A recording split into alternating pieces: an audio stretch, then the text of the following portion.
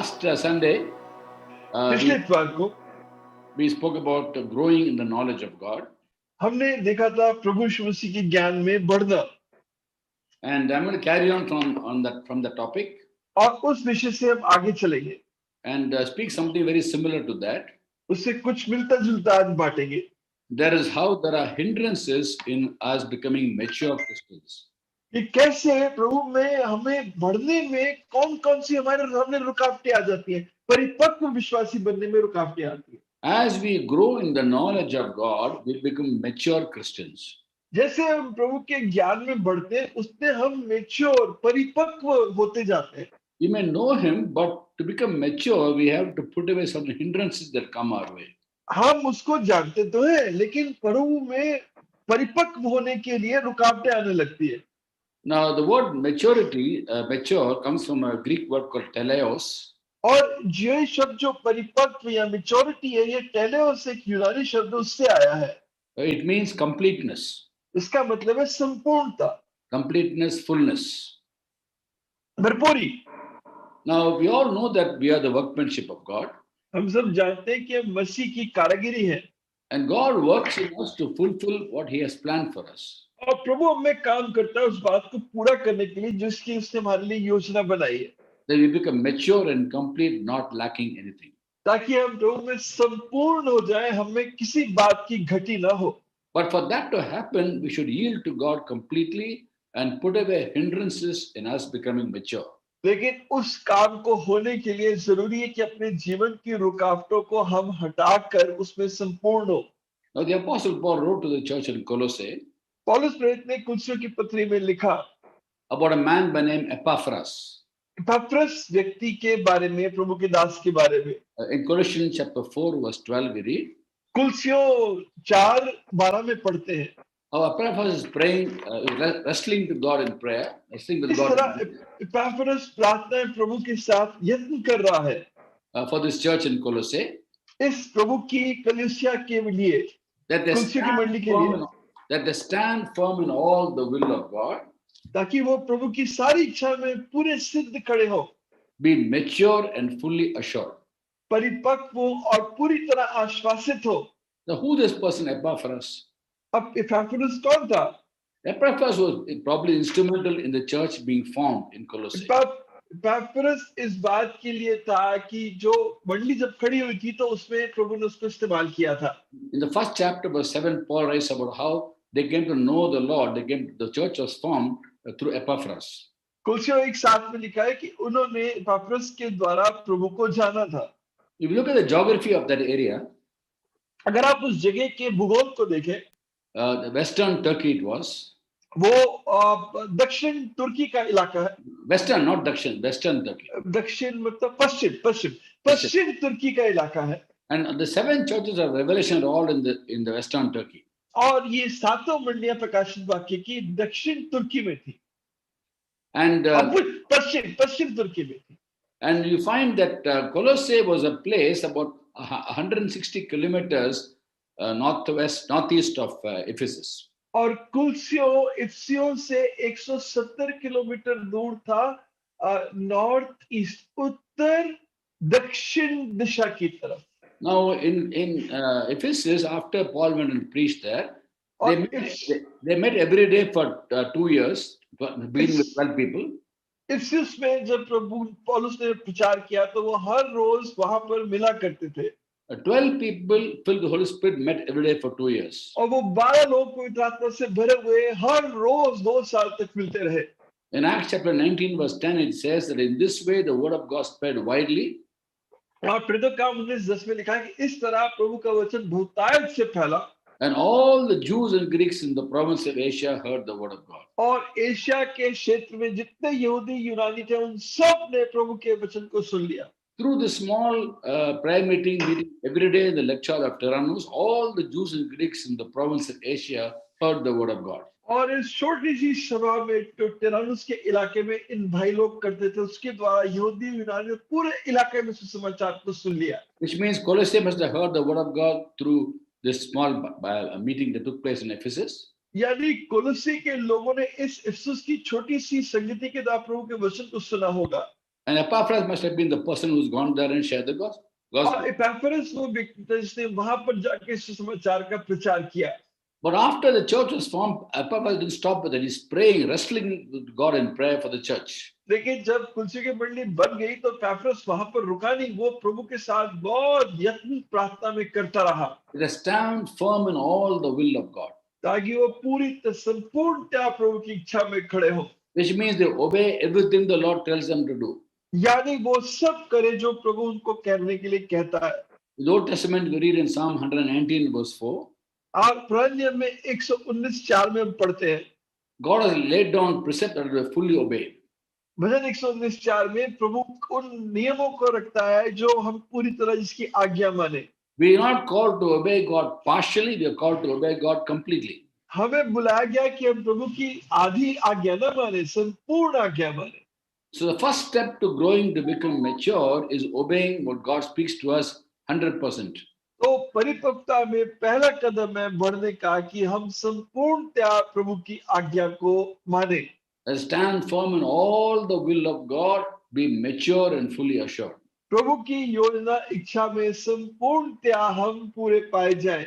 That's why we have to find out the will of God and do the will of God. यानी मुझे प्रभु की इच्छा को ढूंढना और प्रभु की इच्छा को करना है. Ephesians 5:17 says, do not be foolish, but understand what the Lord's will is. इफिसियों 5:17 में लिखा है, मूर्ख मत बन लेकिन प्रभु की इच्छा को जान कि वो क्या है. Now, as we go about fulfilling God's will, हम प्रभु की इच्छा को पूरी करने में आगे बढ़ते हैं. we begin with milk हम पहले दूध से शुरू करते हैं and go on to solid food. और फिर हम कठोर ठोस खाने पे जाते हैं. But some people still remain at milk, they can't go on to solid food. लेकिन कई लोग हैं वो दूध पीते बच्चे ही रह जाते हैं, वो ठोस खाने तक पहुंचते ही नहीं है. For example, the recipients of the letter of writer to the in the book of Hebrews, और इब्रानी की पत्री का लिखने वाला कहता है in chapter 5, verse 12, 5:12 में, he's writing to the recipients of the letter and saying, even though by now you ought to be teachers of God's word, we need the elementary truths all over again. और वो कहता है कि अब तक तो तुम्हें प्रभु के वचन में परिपक्व हो जाना चाहिए था, फिर भी मुझे तुम्हें फिर मूलभूत बातें बताने की जरूरत है.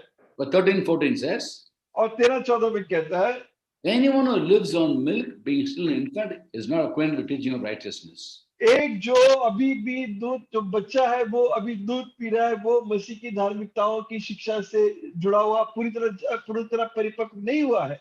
But solid food is for the mature who by constant use have trained themselves to distinguish good from evil. लेकिन जो ठोस खाना है वो परिपक्व लोगों के लिए, जिन्होंने लगातार इस्तेमाल करने के द्वारा बुरे और भले के बातों को समझ लिया है. So they don't graduate from milk to solid food. यहाँ सीधा वो दूध से ठोस खाने तक नहीं पहुंच जाते. In fact, to put it very crudely, they discuss about milk. They don't obey the milk. ये यानी ये वो लोग हैं जो दूध से ठोस खाने तक नहीं पहुंचे, ये बात करते हैं दूध की, ठोस खाने की नहीं. For example, the very next chapter, 6th chapter of Hebrews, we read. जैसे अगले अध्याय में 6 अध्याय में इब्रानी में पढ़ते हैं. The writer writes, "Let us leave the elementary teaching of Christ and go on to maturity." लिखने वाला कहता है कि हम मसीह की जो मूल बातें हैं उनको छोड़कर आगे परिपक्वता की बातों की तरफ बढ़े. Let us leave the elementary teachings of Christ and go on to maturity. जो मसीह की बिल्कुल मूल शिक्षाएं हैं, जो शुरू की शिक्षाएं, उनको छोड़कर अब परिपक्वता की बातों की ओर बढ़े. Like milk is elementary teaching, basic. यानी दूध उन बिल्कुल मूल शिक्षाओं को बताता है जो But go बिल्कुल on to जरूरी maturity. शिक्षा है. We have to go on to maturity. और उसके बाद मैंने और परिपक्वता में जाना है. And the first 3 verses of Hebrews chapter 6 talks about some of the elementary things they caught up with and don't go on to maturity. और इब्रानियों 6 अध्याय के शुरू की 3 आयतें वो बताते हैं उन दूध पीती वाली बातों को जिससे वो परिपक्व नहीं हो पा रहे. Not laying again the foundation of repentance from acts that lead to death. और वो फिर से हम पश्चाताप की नींव नहीं रखते जो हमें जीवन को ले जाता है. Faith in God. प्रभु में विश्वास. Instruction about baptisms. बपतिस्मे की शिक्षा. Laying on of hands. हाथ रखने की रस्म. Resurrection of the dead. मरणों से जी उठना. And eternal judgment. और अनंत न्याय. These 6 things are mentioned as elementary teachings. ये 6 बातें बताई गई जो हमारी मूल शिक्षाएं हैं. is basic for a Christian. ये एक मसीह के लिए संपूर्णतः जरूरी है। Repentance is basic. पश्चाताप बेसिक बात है, मूल बात है। And repentance means not just confessing your sin, it's turning from sin. और रिपेंटेंस पश्चाताप का मतलब ये नहीं कि आपने पापों को मान लिया, बल्कि पापों से फिर गए हो। Faith in the Lord is basic. प्रभु में विश्वास एक मूलभूत बात है। Faith should not be in human beings, faith should not be in a church, faith should not be in a fellowship, it should be on the Lord. विश्वास ना कि एक इंसान पर, ना एक संगति पर, ना किसी और चीज पर, लेकिन प्रभु पर होता है। Sometimes when a person होना चाहिए। when a person who was very much used by God falls from grace and is caught up in some sin, और अगर कोई एक प्रभु का दास जो बहुत जिसको प्रभु इस्तेमाल कर रहा है, वो किसी पाप में गिर जाता है, other Christians say, "Oh, I'm so affected by this, my faith is shattered." दूसरे विश्वासी कहते हैं, अरे मैं तो इतना प्रभावित हुआ, मेरा विश्वास टूट गया। If your faith is shattered because some man of God fell, then that faith is misplaced. अगर आपका विश्वास टूट गया क्योंकि प्रभु का दास गिरा है, तो इसका मतलब आपका विश्वास सही नहीं था। It should be on the Lord Jesus Christ, and He is never fallen. आपका विश्वास तो प्रभु यीशु मसीह में होना चाहिए, जो कभी नहीं गिरता। And therefore, that's how our faith is tested. और इसी तरह तो विश्वास की परख होती है। Never put our trust completely in human beings because we are all prone to weakness, we are prone to sin. कभी अपना भरोसा, अपना विश्वास इंसान पे मत रखो, क्योंकि हम सब कमजोर हैं, हम सब गिर सकते हैं। So faith in the Lord is very basic for in Christian life. इसलिए ये मूल बात है कि आपका विश्वास, आपका भरोसा प्रभु में होना चाहिए। Then I talked about instruction about baptisms. और फिर वो बपतिस्मे की शिक्षाओं की बात करता है। On baptisms, plural, not singular. बपतिस्मों की शिक्षा की बात करता है, ना एक वचन नहीं, बहुवचन। Now in Mark chapter 1 verse 8, John the Baptist said, मरकुस 1:8 में यूहन्ना बपतिस्मा देने वाला कहता है, I baptize you with the water for repentance, but he who comes out will baptize you with the Holy Spirit. मैं तुम्हें पानी के द्वारा बपतिस्मा देता हूँ, लेकिन एक मेरे बाद आएगा जो तुम्हें पवित्र आत्मा के द्वारा बपतिस्मा देगा। What baptism means, pouring out and putting into it, pouring out. Two meanings it's got. और बपतिस्मा का मतलब है डालना और फिर उसको उड़ेलना। In this verse, both the meanings are used. और इस आयतों में दोनों अर्थ इस्तेमाल किए गए, Putting into, pouring out on. डालना और फिर उड़ेलना। I baptize the water for repentance. मैं तुम्हें पश्चाताप के लिए पानी का बपतिस्मा देता हूँ, Meaning I put you into water for repentance. यानी मैं तुम्हें पानी में डालता हूँ पश्चाताप के लिए। But he who comes after me, that is referring to the Lord Jesus Christ, लेकिन जो मेरे बाद आने वाला यानी प्रभु यीशु मसीह, he will baptize you with the Holy Spirit. वो तुम्हें पवित्र आत्मा के द्वारा बपतिस्मा देगा, Meaning he will pour out the Holy Spirit upon you. यानी पवित्र आत्मा को तुम पर उड़ेलेगा। He will anoint you with the Holy Spirit. पवित्र आत्मा से तुम्हारा अभिषेक करेगा। So there are two baptisms. दो बपतिस्मे हैं। And therefore, in the elementary teachings of Christ, when the writer of the Hebrews talks about instruction about baptisms. Two baptisms. इसीलिए मूलभूत शिक्षाओं के बारे में ईरानी जब बात करता है तो बपतिस्मों के बारे में लिखता है। Then laying on of hands. और हाथ रखने की रीति। Laying on of hands is very basic in Christian life. हाथ रखने की रीति मसीह के जीवन में बड़ी मूल बात है। We lay hands on people for them to be healed. Mark 16 verse 18. मरकुस 16:18 में हाथ रखते लोगों पर चंगाई के लिए। We lay hands on people for them to be receiving gifts from God. अब उन लोगों पे हाथ रखते ताकि वो प्रभु से वरदान पाए। We lay hands on people for commissioning them for ministry. हम लोगों पे हाथ रखते जब उनको किसी विशेष सेवकाई के लिए भेजते हैं। So it's very basic. It's not something only some people do. Any believer can lay hands. तो ये मूल बात है, ये कोई नहीं, कोई विशेष लोग कर सकते, कोई भी विश्वासी कर सकता है। Jesus said in Mark 16 chapter 18, believers shall lay hands upon the sick and they shall be healed. मरकुस 16:18 को कहता है कि विश्वासी लोगों पर हाथ रखेंगे, बीमार है वो चंगे हो जाएंगे। 16 chapter verses 16 to 18, all the things mentioned what the believer can do. One of them is मरकुस 16 अध्याय 16-18 में बातें लिखी है जो एक विश्वासी कर सकता है। उसमें से एक बात ये है, believers shall lay their hands upon the sick and they shall be healed. Very basic. विश्वासी उसके सिर पे हाथ रखेगा और वो चंगा हो जाएगा। ये एक मूल शिक्षा है। Then he talks about resurrection. फिर वो पुनरुत्थान की बात करता है and eternal judgment. और अनंत न्याय की बात करता है। And then the writer says, let's leave all these things. It's all very basic. Go on to maturity. और वो कहता है लिखने वाला कि ये तो बिल्कुल मूलभूत बात है, इनको छोड़कर हम परिपक्वता की बातों की ओर जाते हैं। Go on to solid food. Solid food is only possible when you apply the teachings. और बिल्कुल ठोस खाने की तरफ जाते हैं। वो तब होता है जब हम शिक्षाओं को अपने जीवन में लागू करते हैं। So now when we obey the teachings of the Lord, जब हम प्रभु की शिक्षाओं को मानते हैं, we will face difficulties in life. हमारे जीवन में मुसीबतें, समस्याएं उसके द्वारा आएंगी। The Lord never said, you follow me, you will not have difficulties. प्रभु ने कभी नहीं कहा मेरे पीछे चलो तुम्हारे पास मुश्किलें नहीं आएंगी, In fact, He promises difficulties when we obey Him. बल्कि उसने तो कहा कि जब तुम मुझ में विश्वास करोगे तो मुश्किलें निश्चित आएंगी।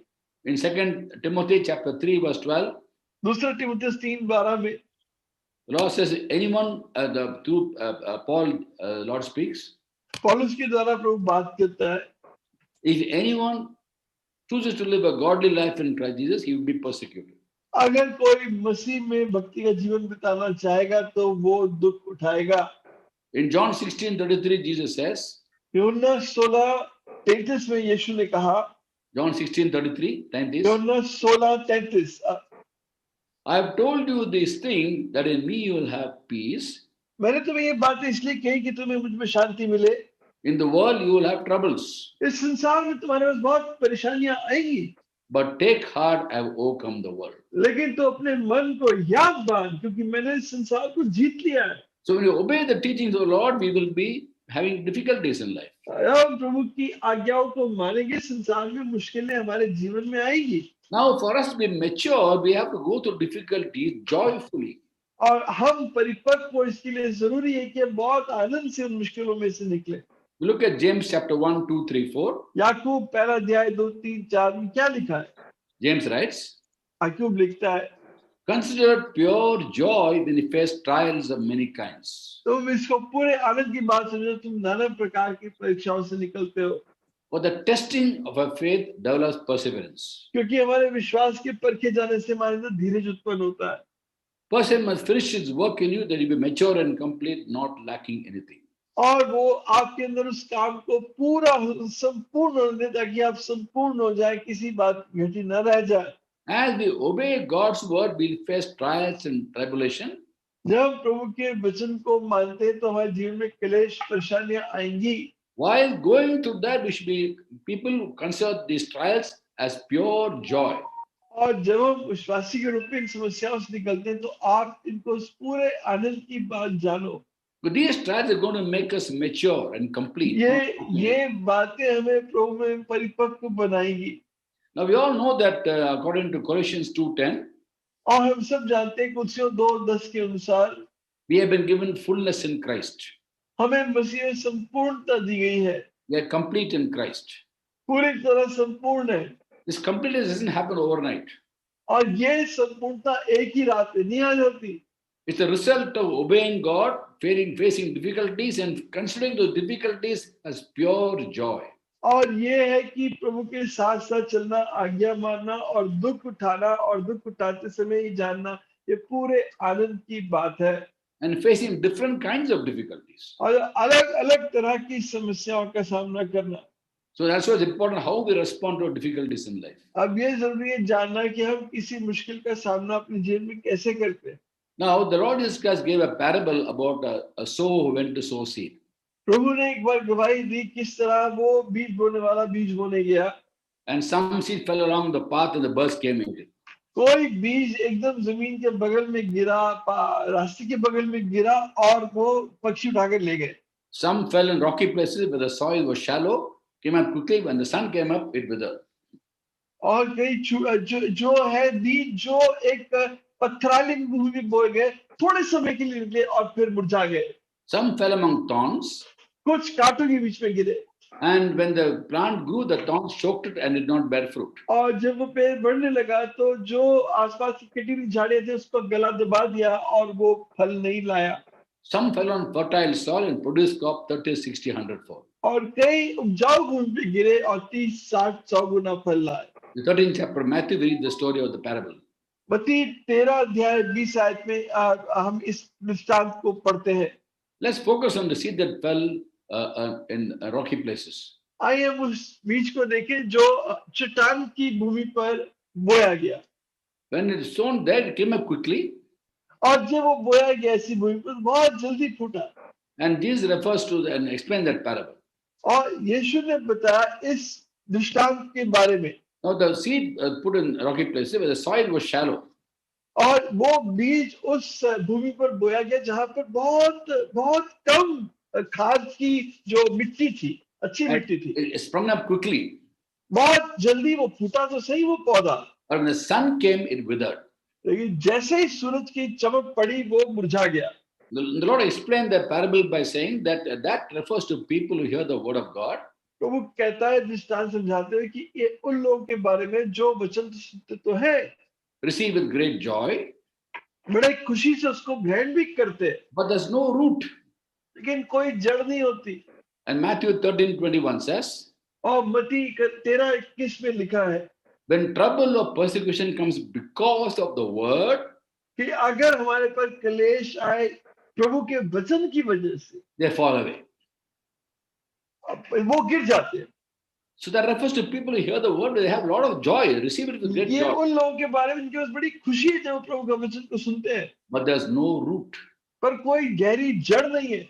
meaning they're not rooted in the person of the Lord Jesus Christ. और हमें प्रभु के चरित्र व्यक्तित्व में हमें जड़ पकड़ना है। Our faith must be upon Him, not on, as I said, fellowship or people or circumstances or even on the blessings He gives us. मेरा विश्वास प्रभु में, ना कि किसी व्यक्ति में, किसी संगति, किसी कलीसिया में नहीं, मेरा प्रभु में विश्वास When you have a faith in Him, then you won't wither away. जब हमारा विश्वास प्रभु में होगा तब वो मुरझाएगा नहीं। He is our root. He is the foundation on which our faith is वो built. हमारी जड़ है जिसके ऊपर हम खड़े हैं। So when there's no root, then when trouble or persecution comes, people fall away. जब जड़ नहीं है तो जब समस्याएं परेशानी आएगी वो आदमी एकदम दूर भटक जाएगा, निकल जाएगा, चला जाएगा। On the other hand, what happens when we're rooted in Christ? और जब हम मसीह के अंदर जड़ पकड़े तब क्या होता है? Let's look at Colossians chapter 2, हम देखिए कुलसियों 2 अध्याय 6 to 10. 6 से 10, कुलसियों 2 अध्याय 6 से 10 पढ़ेंगे भाई। And the Apostle Paul basically is exhorting the church in Colossae. और वहां पर कुलसियों की मंडली को पौलुस उभार रहा है, Just as receive Jesus Christ as Lord, ऐसे तुमने प्रभु यीशु को प्रभु के रूप में ग्रहण किया है, continue to live in Him, उसमें तुम बने रहो, rooted and built up in Him. उसमें जड़ पकड़कर बढ़ते चले जाओ, Strengthen the faith as you are taught and overflowing with thankfulness. और विश्वास में मजबूत हो जाओ जिस तरह तुम सिखाए गए हो, और धन्यवाद से भरे रहो। Peter, no one takes you captive through a hollow and deceptive philosophy. पौलुस उनको बता रहा था जो बहुत खाली और धोखेबाज देने वाली शिक्षाओं के बारे में, which depend on human tradition and the basic principles of this world, जो इस संसार के रीति रिवाज और इस संसार के मूलभूत सिद्धांतों पर टिकी है, rather than on Christ. ना कि मसीह के वचन पर। For in Christ the fullness of the deity lives in bodily form, and you have been given fullness in Christ. क्योंकि मसीह के अंदर परमेश्वर का पूरा अस्तित्व भरपूरी के साथ वास करता है और आप मसीह में संपूर्ण हो। Paul is commending the church in Colossae for the fact that they received Christ. पौलुस कुलसियों की मंडली को सराह रहा है क्योंकि उन्होंने प्रभु को ग्रहण किया। As received Christ, be rooted and built up in Him. और मसीह को ग्रहण करने के बाद मसीह में बढ़े और जड़ पकड़ के आगे ऊपर बढ़े। Faith in Him, strengthen Him through the teaching. उसमें विश्वास करके, उसकी शिक्षाओं में विश्वास करके मजबूत हुए। Overflowing with thankfulness. धन्यवाद के साथ भरे हुए हैं। When difficulties come, they don't wither away because the root is in Christ. जब विपरीत हालतें आती तो वो मुरझा नहीं जाते, Rather overflowing with thankfulness. लेकिन वो धन्यवाद के साथ भरे होते हैं। Again, going back to James, he says, consider pure joy when you face different kinds of trials. जिस तरह याकूब की पत्र में लिखा है, इस बात को पूरे आनंद की बात जानो। Then we become mature and complete, not lacking anything. That's what James writes. जब हम प्रभु में पूरी तरह परिपक्व हो जाते हैं, किसी बात की घटी नहीं होती, जैसे याकूब लिखता है। Same thing he mentioned in Colossians. Colossians 2. और यही बात उसने कुलसियों में लिखी है कि हम प्रभु में संपूर्ण हैं। In Christ, the fullness already lives in bodily form, and you have been given fullness. मसीह के अंदर परमेश्वर की संपूर्णता वास करती है और तू मसीह में संपूर्ण हो। So our attitude towards difficulties because of obedience to God is crucial for us to become mature. इसलिए हमारा स्वभाव क्या होता है जब हमारे सामने विपरीत हालतें आती है, वो हमारा मसीह के संबंधों के लिए बताता है, परिपक्वता के बारे में बताता है। Whereas when you get carried away by circumstances, like other people, you fall away because there's no root. लेकिन अगर आपको परिस्थितियां बहाव में अपने ले जाती है, और लोगों को ले जाती है, इसका मतलब आपके अंदर जड़ नहीं, आप मुरझा जाओगे। Then another thing we important to remember is, फिर एक और बात है याद रखने के लिए, in the body of Christ, there should not be comparisons, jealousy, quarreling. मसीह के देह में कोई ऐसा नहीं कि आपस में तुलना करना, जलन और कड़वाहट रखने की बात। The church in Corinth was known for for the gifts they had. Corinth की मंडली इस बात के लिए जानी जाती थी जो वरदान उनके पास थे, They were enriched in every way. और वो पूरी तरह धनी थे, In all their speaking and all the knowledge, they were enriched. और वो पूरे ज्ञान में हर बात में संपूर्ण थे, भरपूरी में थे। There are all the gifts of the Holy Spirit. उनके पास पवित्र आत्मा के वरदान थे। All the 9 gifts they had, the church had. पूरे 9 जो वरदान है पवित्र आत्मा के, वो सब इस मंडली में पाए जाते In थे। the very first chapter, the Apostle Paul is commending the church. You've been enriched in every way. और पहले अध्याय में पौलुस चर्च की सराहना करता है कि तुम हर बात में संपूर्ण पाए जाते हो। In all your speaking and all your knowledge, you are very enriched. तुम्हारे पूरे बोलने में, ज्ञान में, हर बात में तुम धनी हो। But then the third chapter of 1 Corinthians, लेकिन फिर पहला कुरिन्थियों 3 अध्याय में the first few verses, Paul writes and says, पहली कुछ आयत तो पौलुस लिखते हुए कहता है, I cannot call you spiritual, मैं तुम्हें आत्मिक नहीं कह सकता, only worldly, सिर्फ संसारिक कह सकता। mere infants in Christ. हम मसीह में, हम दोस्त, हम मसीह में बच्चे हैं। I gave you milk, मैंने तुम्हें दूध दिया, not solid food. और ठोस खाना नहीं दिया, For you're not ready for solid food. क्योंकि तू ठोस खाने के लिए तैयार नहीं है, Indeed, you're still not ready. और अभी भी तैयार नहीं है। You are mere infants in Christ. तू मसीह में अभी बिल्कुल बच्चा है। As long as you have jealousy and quarreling among you, are you not acting like mere men? जब तुम्हारे अंदर जलन, कड़वाहट, विरोध है, तो क्या तुम दूसरे इंसानों की तरह व्यवहार नहीं कर रहे?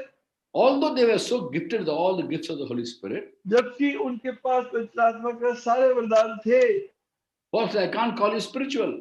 पर वो कहते कि मैं तुम्हें आत्मिक नहीं कह सकता। You may have spiritual gifts, but you're not spiritual. तुम्हारे पास आत्मिक वरदान हो सकते हैं, पर तुम आत्मिक नहीं हो, You are worldly तुम संसारिक हो, because you have jealousy and quarreling among you. क्योंकि तुम्हारे बीच में लड़ाई, झगड़ा और डाह, जलन है। So which means the envy and jealousy in the body of Christ prevents growth and maturity. यानी मसीह की देह में ये जलन और ये जो कड़वाहट है, ये बहुत हमारी बढ़ोतरी को रोकती है। God made a gift for us with so many gifts. तो उन्हें अलग अलग वरदानों के बारे में दिया है, The credit goes to the giver, not the recipient. और ये कि वरदान मिला, ये हमारी खूबी नहीं बल्कि देने वाले की खूबी है। How the recipient deals with the gifts is very, very important. किस तरह जो पाता है वरदान को, किस तरह उसके साथ व्यवहार करता है, ये बहुत जरूरी है। And the church is comparing the people in the church. और कलीसिया के लोग ही कलीसिया के लोगों के साथ अपने जीवन की तुलना कर रहे हैं, Jealousy and quarreling among them. और उनके अंदर बहुत जलन है, विरोध है, कड़वाहट है।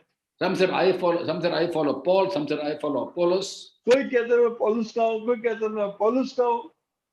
And the Apostle Paul writes to them in 1 Corinthians 3rd chapter verse और 9. पौलुस प्रेरित कहता है पहला अध्याय 3 आयत में, पहला कुरिन्थियों 9 आयत में, third chapter verse 9. सवाल कीजिए, पहला कुरिन्थियों 3 अध्याय 9 आयत में, We are all co-laborers with God. हम मसीह के साथ उसके संगी सेवक हैं।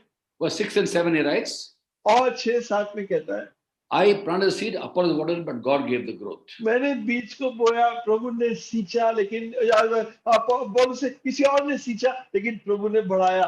Neither he plants anything nor he waters, only God who gives. ना जो बोता है, ना जो सींचता है, वो कुछ भी नहीं, प्रभु सब में सब कुछ है जो बढ़ाता है। They are comparing the men of God and the church was divided about that. वो जब can you repeat that, brother?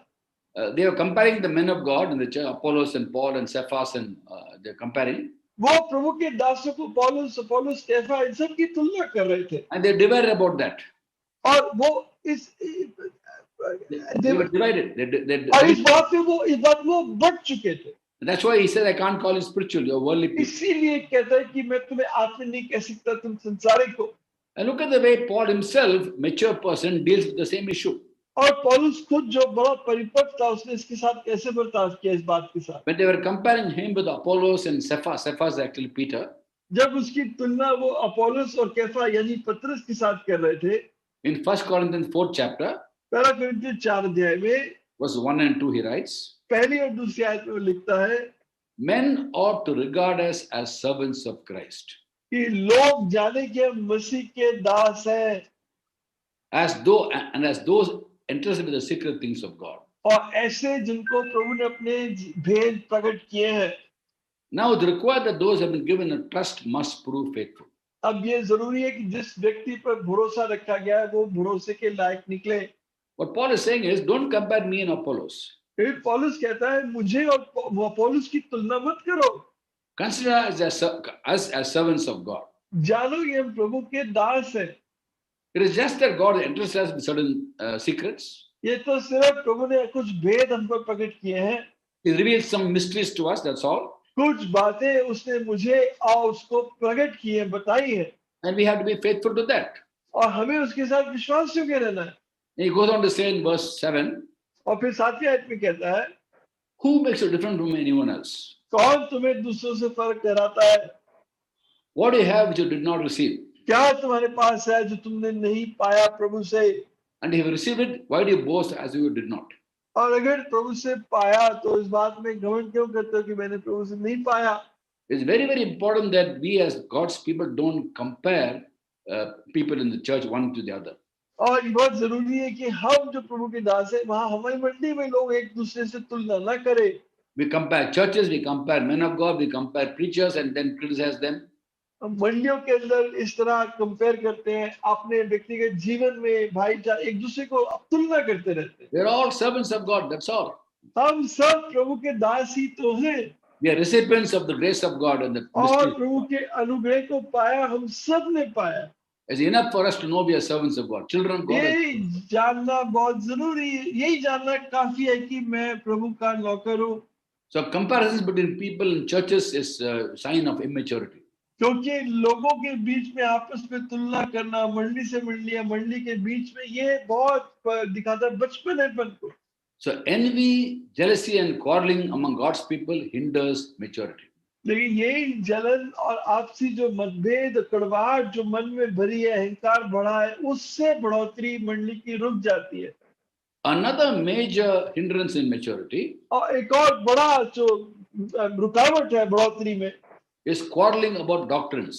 वो है शिक्षाओं को लेके आपस में वाद विवाद करना। Now the fact is that in the body of Christ there are different teachings. अब ये बात है कि मसीह की देह में अलग-अलग शिक्षाएं हैं The difference among God's people about how they interpret the Bible. और प्रभु के लोगों में अलग मत है किस तरह वो कुछ अर्थ बताते हैं बाइबल के। It's not the will of God, but it's the reality of Christian life. ये प्रभु की इच्छा नहीं है, लेकिन ये वासी जीवन की वास्तविकता है। In 1 Corinthians 11:19, Paul writes, पहला कुरिन्थियों 11 से पौलुस लिखता है, no doubt there had a difference among. ये please can repeat that brother? Some disturbance coming. Can I ask them to stop the audios? Yeah, brother. JP, just please have a look at that. Yeah, please continue, brother. Okay. In this verse it says, no doubt there had to be difference among you. वो कहता है कि इसमें कोई शक नहीं है कि आपस में वाद विवाद और ये बातें तो होंगी। To show who has God's approval. ये दिखाने के लिए कि कौन प्रभु के द्वारा माना गया है, उसको प्रभु ने स्वीकार किया है। In the body of Christ, there are differences among people about the way they interpret the Bible and how they. मसीह की देह में लोगों में आपस में फर्क है, किस तरह वो बाइबल के बारे में उसका अर्थ निकालते हैं। But this to show who has God's approval. Everybody is not right. Some are right, some are wrong. लेकिन ये आपस में इस तरह बातें भी होती है ताकि लोग समझ में बाहर आ जाए जिनको प्रभु ने स्वीकार किया है। Now, how does a mature person handle it? अब एक परिपक्व आदमी इस तरह के वाद विवाद को कैसे हैंडल करता है, कैसे उसके साथ व्यवहार करता है? A mature person will not fight about doctrines. एक परिपक्व आदमी इन सिद्धांतों के बारे में ऐसे लड़ता झगड़ता नहीं रहता। When someone opposes what we say, we will not fight with them. अगर कोई व्यक्ति हमारा किसी बात पे इस तरह विरोध करता है तो हम उसके साथ लड़ेंगे नहीं।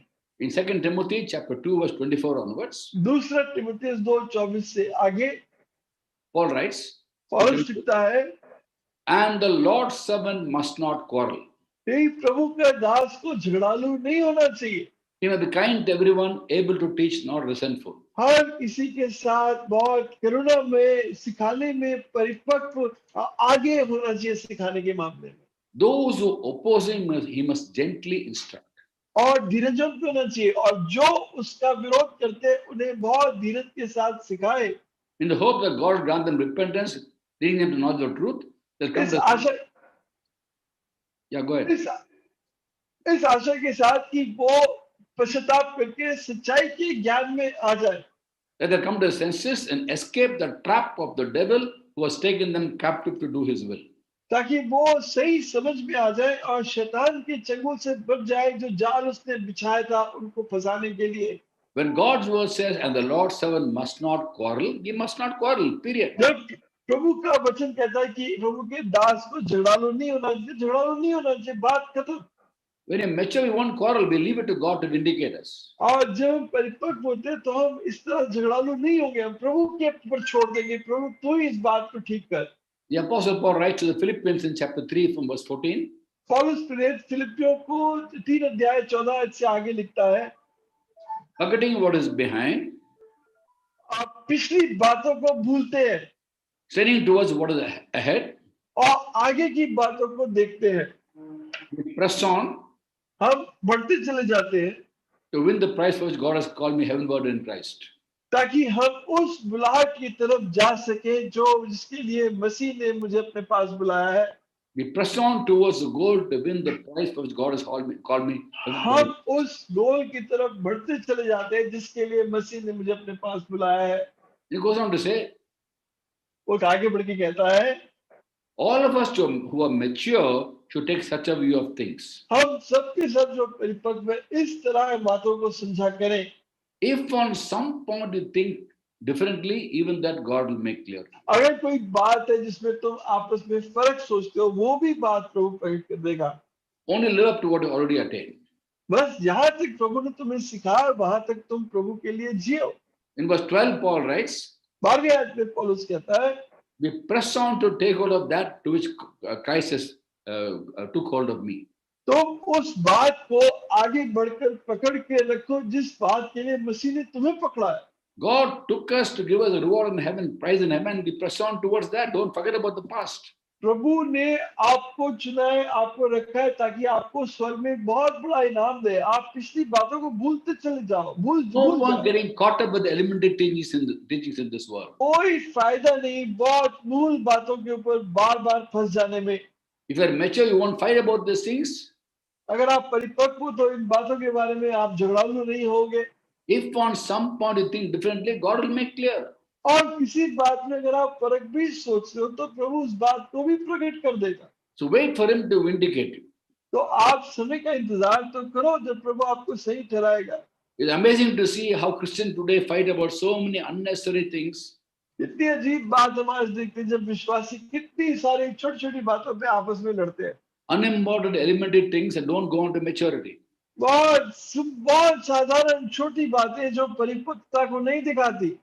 And the things that have no relevance to us at all. It's just conjecture. It's just speculation. और ऐसी बातें जिनका हमसे कोई लेना देना नहीं है, सिर्फ कही हुई बातें। For example, the Bible very clearly says no one knows the day when he's going to come a second time. जब बाइबल साफ इस बात पे कहती कि कोई नहीं जानता मसीह किस समय किस दिन लौट कर आएगा। Nobody knows the last day. 24 कोई नहीं जानता, कोई नहीं जानता। Yet people say he's coming certain day he's going to come. फिर भी लोग कहते हैं अरे इस फलाने दिन फलाने घंटे में प्रभु आ जाएगा। We all know he's going to come. There's no doubt about it. हम सब जानते हैं कि प्रभु आने वाला है, इसमें कोई शक नहीं है। Till he comes, we live a holy life and we share the gospel. That's all we have. जब तक वो ना आए तब तक हम पवित्र जीवन जीते हैं, पवित्र आत्मा की इच्छा में जीते हैं। And people are interpreting all kinds of things, what 666 means, what the beast means, and all this. अलग-अलग बातों के अनुवाद निकालते रहते हैं। 666 का क्या मतलब है, ये जानवर है इसका क्या मतलब है। Instead of all that, simply follow the Lord and he will give you wisdom to live for him, to glorify his name and edify. उन बातों में मथापिछी करने की जगह ज्यादा अच्छा है मसीह की आज्ञाओं के पीछे चलो और प्रभु के अपने जीवन से महिमा करो। It's high time we Christians realize our calling. ये बहुत समय आ गया कि मैं और आप अपनी बुलाहट को पहचाने। and be busy fulfilling our calling in life. और इस बात में पूरी तरह लग जाए कि जिसके लिए मसीह ने मुझे बुलाया मैं उस काम को पूरा करूं। We shouldn't get distracted by all kinds of teachings in the world and become immature. तो इस संसार की अजीब और उलझाने वाली शिक्षाओं में फंसकर हम कहीं रह ना जाए, हम मूल छोटी बचपने वाली बातें ना करें। We take a stand for God, we will face difficulties, and we'll find those difficulties considered pure joy because we're on our way to become mature and complete, not lacking. जब हम प्रभु विश्वास करेंगे, जब आने पर दुख और सतावन आएंगे, तो हम पूरी तरह आनंदित हो, क्योंकि ये प्रभु ने होने दिया है आपको प्रभु में परिपक्व बनाने के लिए। May God bless us and cause us to become really mature and be examples of the world, the salt of the earth, and the lights of the world. प्रभु दया करे, हमें आशीष दे, हम परिपक्व बन के संसार में उदाहरण बन सके, संसार का प्रमुख पृथ्वी का नमक और जगत की ज्योति के रूप में हम नजर आए। God bless us. प्रभु आपको आशीष दे। आइए हम